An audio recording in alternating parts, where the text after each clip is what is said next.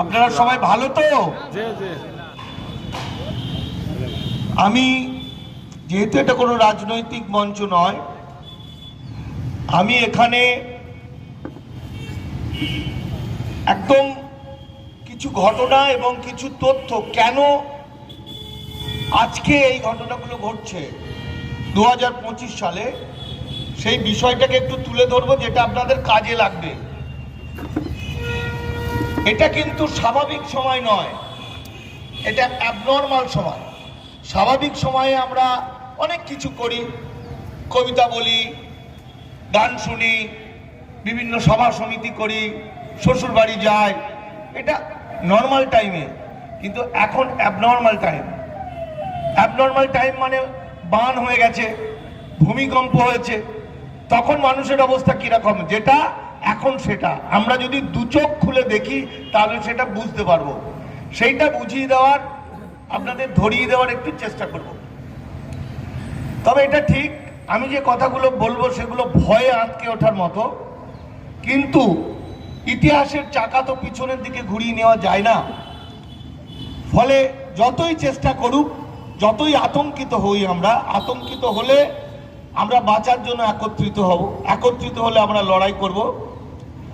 আজকে আমাদের লড়াই সাকসেস হবে এই কারণেই আজকের এই অনুষ্ঠানটা ইমাম মুয়াজ্জিন সঙ্গে কারা আছেন, সঙ্গে আছেন পুরোহিত সংগঠন, ব্রাহ্মণ পুরোহিত।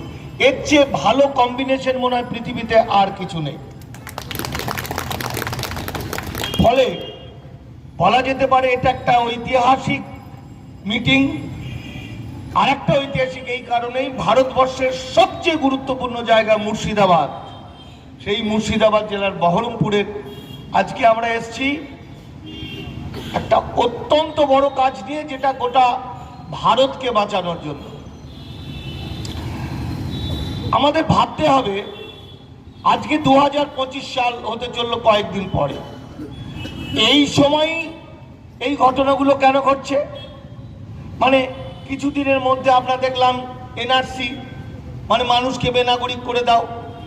তারপরে দেখলাম ইউসিসি, অর্থাৎ এক দেশ এক আইনের নাম করে নামাজ, আজান, জাকাত, রোজা ইত্যাদির উপর ডিস্টার্ব করে দেওয়া, না করতে দেওয়া, এবং পারিবারিক আইনগুলোকে ভেঙে দেওয়া। কেন এখন? আবার এখন দেখলাম শেষ অস্ত্রটা হচ্ছে ওদের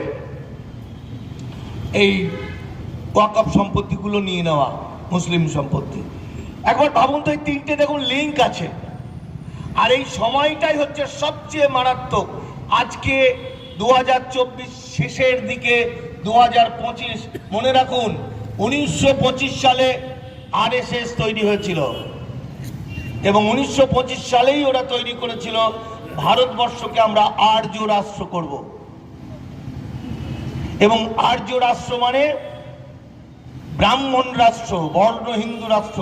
তাদের মধ্যে কিছু মানবিক মানুষ যারা আছেন, এই পুরোহিত সংগঠনের মানুষদের মতো, তারাও কিন্তু সমানভাবে বিপদে আছেন। 1875 সালে দয়ানন্দ সরস্বতী আর্য সমাজ তৈরি করেছিলেন। তিনি কিন্তু হিন্দু সমাজ তৈরি করেননি, কারণ তখন হিন্দু মানে গালাগালি, সেটা তখন লোকে জানতো। হিন্দু শব্দটা একটা পার্সি শব্দ। 1857 সাল পর্যন্ত ভারতবর্ষের সরকারি ভাষা ছিল পার্সি। সেই পার্সি হিন্দু মানে ভারতীয়, হিন্দু মানে কালো, হিন্দু মানে নফর, হিন্দু মানে চাকর। ঠিক যেভাবে ব্রিটিশরা আমাদেরকে কালা আদমি বলতো। আর এই আর্যরা কোনোদিন হিন্দু ছিল না, তাদের ধর্মটা ব্রাহ্মণ্য ধর্ম, ওই জন্য পৈতে নেয়। 1909 সালে যখন ভারত শাসন আইন হলো, সেই সময় থেকে ওরা দলে ভারী হওয়ার জন্য নিজেদেরকে হিন্দু বলল, এবং বাড়ির ভিতরের যে পুজো আর্চা বাইরে নিয়ে এসে সার্বজনীন পুজো করলো। আর যত লোক সার্বজনীন পুজো দেখতে এলো, সবাইকে বললো আমাদের লোক, সবাই বলল তুমি আমাদের নেতা।